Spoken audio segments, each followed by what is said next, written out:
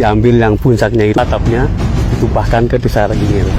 Jadi bisa melompati satu wilayah. Kan di situ kisah nyata kejadian pada tahun 1955. Ini lebih dahsyat dari tanah longsor. Kejadian di sebuah dukuh namanya Dukuh Legetang. Itu di komplek Dieng. Malam hari itu hujan lebat sekali. Petir sana sini, petir sana sini. Gak ada orang yang berani keluar dari rumah. Akan tetapi penduduk desa Legetang, dusun Legetang tetap berbuat maksiat. Baru keesokan harinya, orang-orang yang ada di sekeliling dusun Legetang keluar dari rumah. Mereka ngelihat ada sebuah gunung, namanya Gunung Pengamun-amun. Ternyata gunung itu sudah separuh nggak ada separuh. Kemudian mereka lebih kaget lagi ketika gunung yang separuh itu sudah pindah di atas dusun Legetang. Assalamualaikum warahmatullahi wabarakatuh. Balik lagi dengan Indra di Juru Sejarah. Kali ini saya akan membahas tentang Dusun Legetang, sebuah tragedi yang melegenda di Nusantara, namun banyak yang belum mengetahuinya. Bagaimana kisahnya? Gak usah berlama-lama, langsung saja masuk ke ceritanya. Ada sekelumit kisah nyata yang pernah terjadi pada bangsa ini yang mungkin kita telah lupa atau bahkan belum mengetahuinya. Dan sayangnya, peristiwa yang penuh dengan pelajaran ini sama sekali tidak disinggung sedikit pun di dalam buku pelajaran di sekolah.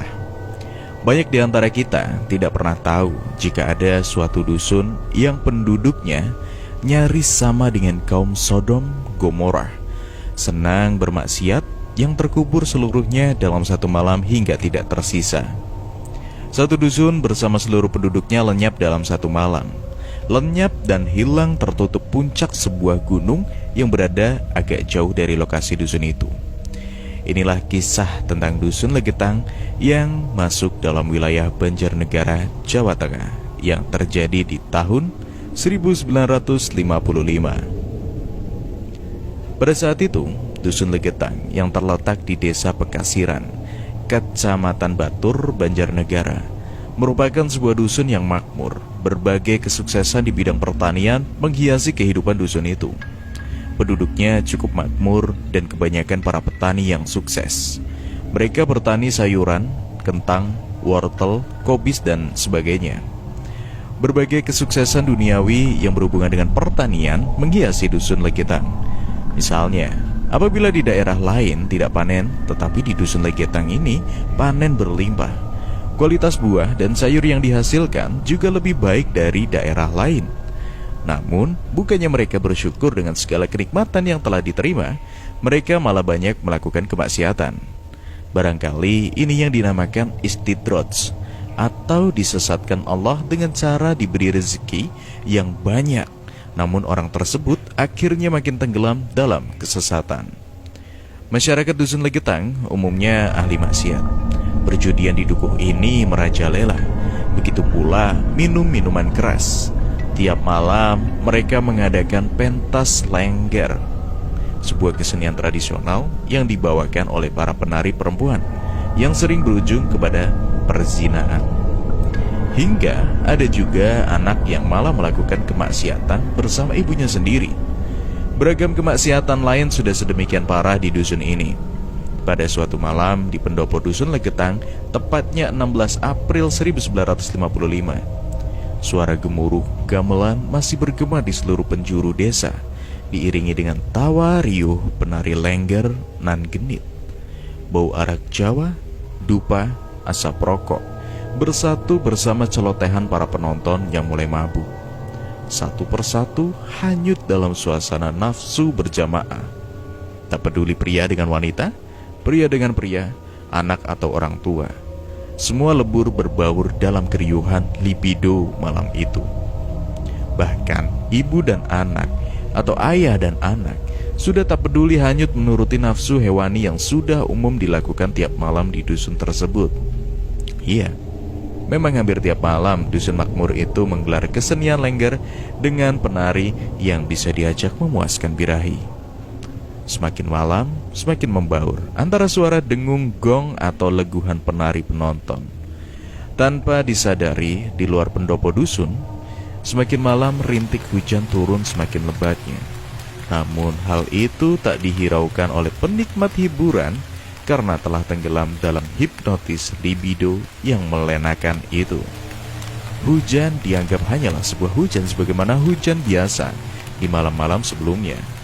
Hampir tengah malam lewat hujan mulai reda. Jam menunjukkan pukul 23.00 atau jam 11 malam. Tiba-tiba terdengar suara dentuman.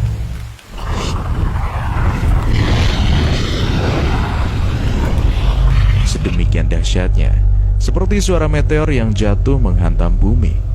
Gemuruh gamelan dan lenguhan riuh tiba-tiba sirna berubah menjadi sunyi, senyap, dan hilang hanya dalam sekejap. Suara itu terdengar sampai ke dusun dan desa-desa tetangganya. Namun, malam itu tidak ada satupun yang berani keluar karena selain suasana teramat gelap, jalanan pun sangat licin. Pada pagi harinya, masyarakat yang ada di sekitar dusun Legetang yang penasaran dengan suara yang amat keras itu, barulah keluar rumah dan ingin memeriksa bunyi apakah itu yang terdengar amat memekakan telinga tadi malam. Mereka sangat kaget ketika di kejauhan terlihat puncak gunung atau pengamun-amun sudah terbelah, rompal, dan mereka lebih kaget bukan kepalang ketika melihat dusun Legetang sudah tertimbun tanah dari irisan puncak gunung tersebut. Bukan saja tertimbun, tapi sudah berubah menjadi sebuah bukit dengan mengubur seluruh dusun beserta warganya. Dusun Legetang yang tadinya berupa lembah kini sudah menjadi sebuah gundukan tanah baru menyerupai bukit. Dusun Legetang hilang dan lenyap dalam semalam beserta seluruh penduduknya. Gegerlah kawasan Dieng kala itu. Sejak ini mulai bermunculan banyak spekulasi. Seandainya gunung Pengamun-amun sekedar longsor, maka longsoran itu hanya akan menimpa di bawahnya karena masih ada sungai dan jurang. Akan tetapi, kejadian ini bukan longsornya gunung. Antara dusun Legetang dan gunung Pengamun-amun terdapat sungai dan jurang yang sampai sekarang masih ada. Sebetulnya jarak antara gunung dan desa itu jauh, sehingga sulit diterima akal bahwa tanah longsor itu bisa menimpa dusun Legetang. Jadi, tanah itu seolah-olah terbang dari gunung dan menimpa dusun Legetang. Seperti diceritakan oleh salah satu saksi hidup peristiwa ini. Sebut saja Pak Toyib. Umurnya sekitar 71 tahun. Suara gunturnya atau sebutan longsor di daerah setempat itu sampai terdengar ke rumah saya. Padahal rumah saya desa Kepakisan. Kisah Toyib yang saat peristiwa itu berusia 11 tahun. Toyib melanjutkan, akan tetapi karena gelapnya malam dan hawa dingin menusuk tulang, membuat warga yang mendengar suara mengejutkan itu tidak berani keluar rumah untuk memeriksanya.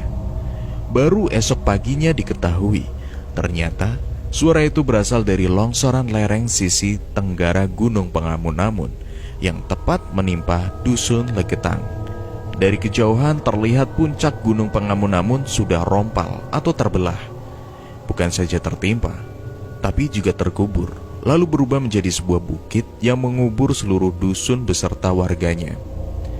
Dusun Legetang yang tadinya berupa lembah, kini berubah menjadi gundukan tanah menyerupai bukit. Menyadari peristiwa itu, sontak masyarakat di sekitar sana terkejut. Kemudian banyak yang berteriak, "Legetang guntur! Legetang guntur!" Situasi saat itu menjadi ramai dan membuat masyarakat berbondong-bondong untuk melihat lokasi kejadian.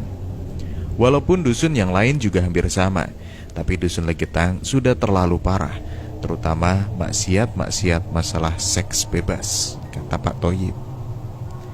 Dari 351 korban jiwa, terdapat 19 orang yang berasal dari luar dusun Legetang. Sementara itu, masih ada 2 orang warga asli Legetang yang selamat dari bencana tersebut. Yang hidup cuma disisakan 2 sama Allah. Itu perempuan semua. Mungkin disisakan 2 biar untuk sejarah keadaan desa sini.